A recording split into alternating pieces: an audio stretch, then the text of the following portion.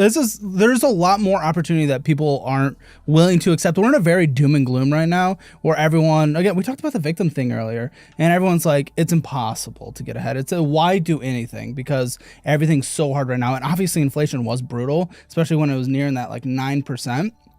But like we just had yesterday, before we filmed this, 256,000 jobs added in the last month when they expected 155,000. Like unemployment rate at 4.1%. Here we have a GDP $25 trillion, where in the UK, Germany, Japan, we're looking at $3 to $5 trillion. GDP per capita here, 70 to 80,000. UK, 47,000. There's a lot of opportunity here. And I don't want people to just really always beat themselves down. And I know, like my shows, it is on the negative side because their finances are really bad. But I want people to know they do have more opportunity out there if they're willing to take a little bit of risk. I was a dumbass enough, like back in the day, to overcome all that debt, get control of my spending, learning how to budget, get kind of obsessed with the personal finance space, build a pretty successful net worth before I started YouTube, and just sitting down and talking to the people in the worst of the worst. Since I was there, felt like those are the people I could talk to. College I was so dumb in college, man. Just starting to go into it. I was going into a major that wasn't going to make any money. I wanted to go into music. And of course, if you're going to go into music, you have to have like a $50,000 computer or whatever. It's some nice, beautiful iMac. So max out a credit card with that. Got to have an electric piano. You got to be cool. You got to be like the other music majors. Max out a credit card with that. Why cook when you're tired from school? Go to McDonald's every day. And that's before I was even a fat fuck. Like, I was just able to consume those and still be skinny, but max out a credit card with that. Got to get around. So I maxed out. I got like a $11,000 car loan, but I couldn't afford the down payment. Of course, I didn't know anything about money, so I borrowed like $5,000 from the grandparents just to get a down payment on a car. It's the same stuff we're seeing on the show. Bad spot. Private student loans too, man. It was rough. This was generational. My parents, even though they are better now, I'll give them credit there. We grew up definitely lower middle class, foreclosure notices, that kind of stuff.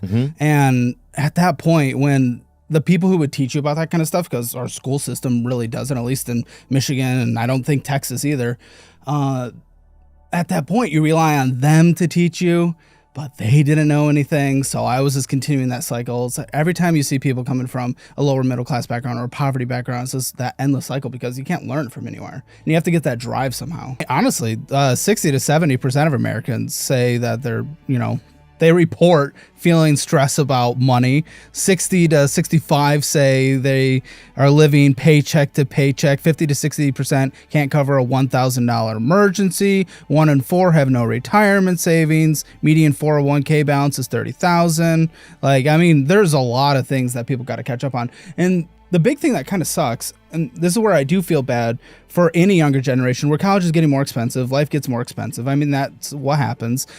You need to start saving as early as you can because income's not your biggest wealth building tool. If you put $1 in at 20, it's worth so much more than $1 in at 30. But the more expensive things are, and the more we treat you like a child who doesn't have to work, and it's okay to take your time after college, and it's okay to go into debt, and it's okay to do all this stuff, the further you are from not only putting money towards retirement, but covering the $1,000 emergency or paying off the debt that's eating 30% interest a year. A lot of people, when they just get overwhelmed by their finances, they really just put their head in the sand and they just forget about it until it all comes and bites them in the ass. And that's usually when they come on our show. So there's always lots of flexing. People care about what the person next to them at the stoplight thinks about their car. Yeah.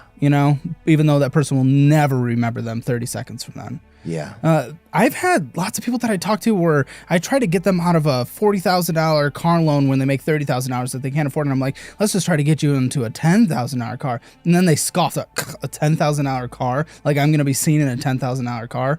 That mindset's kind of gross, honestly. So many people that can just lean on others, and especially those get it. We see so much enablement where they get into a hard time, but then their parents bail them out. And there's nothing wrong with the heart of wanting to help someone out, but they never learn their lesson. And then they never understand the value of $1,000 even, or just $1. But there's so many instances where I'm talking about $300 that they're spending on something, And that means nothing to them. Like $300 isn't a lot of money when it could be make or break for these people just making a necessary payment, avoiding a repo. But then $300 is nothing to them. They just don't understand the value of a dollar because they never had to. Right. Because you had that car, you had to put money into fixing that car probably multiple times. Terrified of it just bottoming out on the street. You understood the value of it. So you're not just like being disrespectful with your car purchases going forward. In retirement, again, we already talked about 15 to 20% are actually able to, or actually 15 to 20% of people take early withdrawals before even 60. Mm-hmm. And that the median 401k balance is 30,000, but it's low and slow. That's all it is. You know, you're cooking a nice piece of meat. It's low and slow. That's what your retirement fund needs to be. Every 7 years or so in the market, it just got to be investing like 20% a year. But what a lot of people suggest is 50, 30, 20, 50% on needs, 30% on wants, because you want to be able to live. What's the point of being here if we're not having fun? And then 20% to investing. And then also when you're going to college, is it going to have a return on the investment for the degree you're actually trying to get to?